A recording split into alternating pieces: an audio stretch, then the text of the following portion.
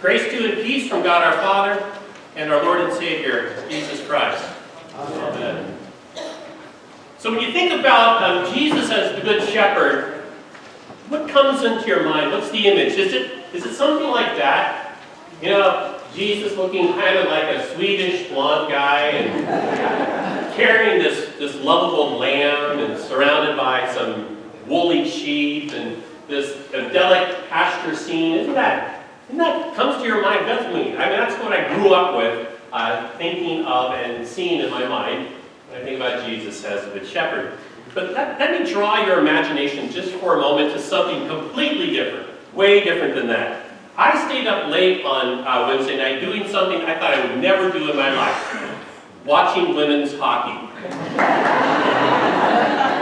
How many of you watched that match on Wednesday? Okay, all right. Wasn't that fun? So the women's hockey in the Olympics, the U.S. team played the Canadian men, and it was really exciting. But it may have been men. I mean, they wore masks. I don't know. And so at the end of the third period, it's tied 2-2. So they have to go in sudden death, sort of sudden death, where both teams get 5 shots on goal, and after that, it was still tied 3-3. So now it goes down to sudden death slap shots, and it was so exciting. And the American skater comes out on the ice, and you know, I mean, she's from North Dakota. She is a Lutheran. And she puts a move on that goalie that was absolutely fantastic, and she scores a goal. So now U.S. is up 1-0, but now Canada has to have a chance too. So the woman who comes out on the ice for Canada is a woman who has been skating for the Canadian team for a number of years. She's already got 3 gold medals in skate or in hockey. And for me, the hero of the team is the goalie. Her name is Maddie Rooney. 20 years old, so she's way younger than this professional woman who's out skating against her.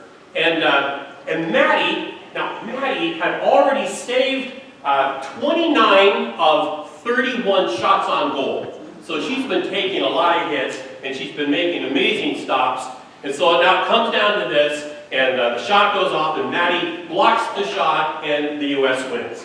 I mean, it was pretty exciting. And I thought the whole time, wouldn't it be great? I mean, just wouldn't it be great to be able to have the cat-like reflexes that's necessary for a goalie and to be 20 years old and to win the gold medal and to be the hero and to be able to lift the American flag? Wouldn't that be just like the best thing in the world? It would be for me. It would be for me. So let me now move your imagination to something entirely different and not quite as exciting or as fun. You know, stopping shots in order to win the Olympic gold, it pales in comparison to stopping bullets that were intended to kill people. So 10 days ago, we were once again made aware how deeply dangerous this world is, our schools are, and how tragic it is when human life is innocently taken. 17 people lost their life on Valentine's Day in Parkland, Florida. And when I think about that incident, stories began to come out, as they always do, that tell deeper stories about what took place on that day. And maybe you are aware of stories of people who, indeed, use their bodies to shield other people, to keep them from being shot. They saved lives. 3 in particular come to mind. One is 35-year-old Scott Beagle, who was a geography teacher, and he died while trying to usher kids back into his class so that they would be safe inside his classroom. And then 37-year-old Aaron Feist in the center there, his assistant football coach. He literally used his body to shield other kids, protecting them, taking bullets, and saving those lives. And then 15-year-old Peter Wang, who was holding the door open for students to be able to rush from one room to another. And you hear those stories of self-sacrifice, and it breaks your heart. And it causes you just to simply shake your head and wonder, how is it that these things can happen? But how amazing it is that these three, and there may have been more, literally prevented additional people from losing their lives. And I don't know about you, but I hear these stories and it causes me to wonder, who would I die for? Who would I die for? And if in a similar situation, the question is posed for you, who would you die for? In a split second, placing yourself in the position of being harmed so that somebody else would not be. It's a very hard and a very serious question to ask. And I'd like to think that I would use myself to be sacrificed. I would like to think that given no amount of time to think about it, that I would step in front of a shooter. Maybe you would too. The reality is, we don't know until those moments would happen. However, I do know this. If I was given some time to think about this, if I was able to process in my mind just exactly who I would be willing to die for, it would be a different story. Because I would have people that I would die for, and chances are you would too. But chances are, like me, you would say, okay, I will die for other people, but there are conditions placed on who I will die for. Not just anybody, but particular people. So in my mind, family, right? I would die for my family, my wife, my kids. Maybe you're thinking about grandkids in your life, maybe parents, maybe brothers, sisters. Well, we would do that for those people that we love deeply. Just out of curiosity, show of hands, how many of you would die for your family? Okay, it's not all of you, so there will be some interesting conversations on the way home today. But let me just push the envelope a little bit. I'm assuming by family you're thinking again spouse, parent, children, grandchildren, and such. But what about other family? Would you die for all of your cousins, for instance? I mean, I have a cousin. I only met this cousin once in my life. He lives down in the south. He's been in and out of prison. He's an alcoholic. I'm not sure. I'm not sure I would die for all of my cousins. How many of you would die for all of your cousins? Very few hands right now. And then what about in-laws? Technically, they're not blood, are they? You can put them into another category, which is what I do. So you know what this is called, right? This is called risk assessment. Assessing whether or not you're willing to risk something for somebody else, or corporations do this, and they call it cost-benefit analysis. Cost-benefit analysis, which is to say that they calculate whether or not something that they would do would affect the bottom line, and if they don't need to put more money into something in order to further safeguard it, then they're willing to do that. So for instance, you've heard of food companies, for instance, that have been known to let certain products hit the market, even though they haven't been fully tested, and even though they know, it has a chance to make some people sick. But if the percentage of people that might get sick is statistically insignificant, then it's okay to go forward. You've heard those stories. I mean, politicians do this all the time, don't they? They'll make some pretty big decisions based on polls and projected outcome, and they obviously want to be able to get the majority of people behind them, and so if a particular decision comes along that's not necessarily in the best interest of everybody, well, they're going to listen to the majority, because after all, the majority is going to probably elect them to office next time, which means, of course, if you're in the minority, well, tough. And so in a world of risk assessment and cost-benefit analysis, Jesus comes along, and he calls himself the Good Shepherd. And three times, he really hones in on this. He says that he is willing to die for everybody. I mean, everybody. I mean, Jesus doesn't have conditions that he places on whom he is willing to die for. He just flat out says that he will die for his sheep. Now, assuming that you understand that the sheep that he's talking about is you, does it offend you that Jesus would call you sheep? You know, for a lot of time, we've thought that sheep are rather dumb animals, but evidently, according to animal behaviorists, they're not as dumb as we used to think that they are. They're actually pretty smart animals, but let's face it, they're still animals. And they're not very high on the food chain. I mean, they're a little bit above rabbits, maybe a little above pigs, but maybe a little bit less than household dogs. And, I mean, do you see what I'm saying? Sheep, there aren't any rocket science sheep out there. Sheep are herding animals, and they stick together, and they kind of do things that everyone else does in the herd. And basically all sheep do is, well, eat and poop. And Jesus says that he's the shepherd for all of the sheep. And I suppose that sounds okay if you think about all of those beautiful, cuddly sheep that we saw in that image a few moments ago. But let's be honest, there are some sheep that are kind of ugly. There are some sheep that only a mother sheep would love.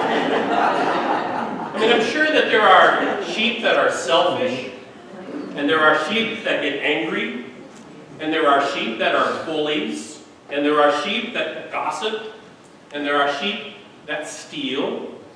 And I'm sure that there are sheep that, well, say they love the shepherd, but then they fail to go to church on Sunday. And then there are sheep that get baptized into the flock, but then live as if there's no shepherd at all. And in case you're wondering, we're no longer talking about sheep, are we? And this is the center of the issue. Jesus is willing to die for all. Every blessed one of us. Jesus dies for those who think of themselves as good sheep and those not so good. Jesus even drives the point further by saying that there are other sheep not in the fold right now, and he's going to get them. Who are those sheep, by the way? I've often wondered, are they the ones that at one time were in the flock, but then ran off and joined another flock someplace? Are they the ones who, I don't know, wear headdresses and speak in different languages? Are they the ones who forsook religion altogether in order to become successful business people or sports stars? Are they the ones whose sexual identity is outside of the norm? Are they the ones who are incarcerated or institutionalized? And the answer is, of course, yes, all of those. And so many more. And just to make you squirm a little bit, these others are ones that really not a lot of people want in the fold. And I dare say that Jesus, as the Good Shepherd, is going after those who we would describe to be not good people. And you know, Jesus calls himself good, which is a problem because we've reduced that word good to a point where it really doesn't mean much anymore. How are you feeling? Good. What's your day like? Good. What was school like today? Good. Did you like the movie? Good. What do you want to be when you grow up? Good. But when Jesus uses the word good, he is separating himself from everything else that we might think is good. Jesus is good in a way that far exceeds our understanding of what it means to be good. For Jesus to be the Good Shepherd is to say that his goodness is in a whole different realm, using a whole different dictionary to describe. For Jesus to be the Good Shepherd is to say that he is good for all, for every single person who ever was, will be, or is, and he defines what it means to be good by saying that he will die for all. So what are you going to do with that? I mean, you could reject it. Many people have. I mean, how can you stand to believe in a God whose mercy despicable people, which is fine. If you're going to reject Jesus, at least reject him for something he stands for. Or you could follow him. And I mean, seriously, follow. Like a sheep follows a shepherd. Devoting your life to learning about, watching carefully, reading the scriptures, of discovering who this God is of ours. Having your life shaped by his words, having your attitude shaped by his character. You could say that for one who follows, there is nothing, absolutely nothing more important in the world than who this good shepherd is. A number of years ago, we had this leadership seminar here at Christ Lutheran Church, and we invited in a guy by the name of Richard Kriegbaum as the speaker. And at the time, Richard was the president of Fresno Pacific University. And he said something that really caught my attention. I mean, I've never been able to forget it. Now again, he was speaking to a bunch of people who wanted to learn how to be good leaders. And so what he said, I heard, and then I kind of reversed it in a little ways, okay? So what he said was, never be a leader who doesn't love those they lead. Never be a leader that doesn't love those that they lead. Now, but what I have heard and brought into my life ever since is never follow a leader who doesn't love you. Never follow a leader who doesn't love you. So here's my confession. I do my very best to love Christ Lutheran Church and its many people. I pray for you regularly. If you're in the hospital, I'll come visit you. When we design worship services or ministry events, I have you in mind. But when it comes to dying for you, human nature kicks in and I do a cost-benefit analysis in my brain. But I know of one who is committed to you, whose love for you is far greater than any love you have ever experienced in life.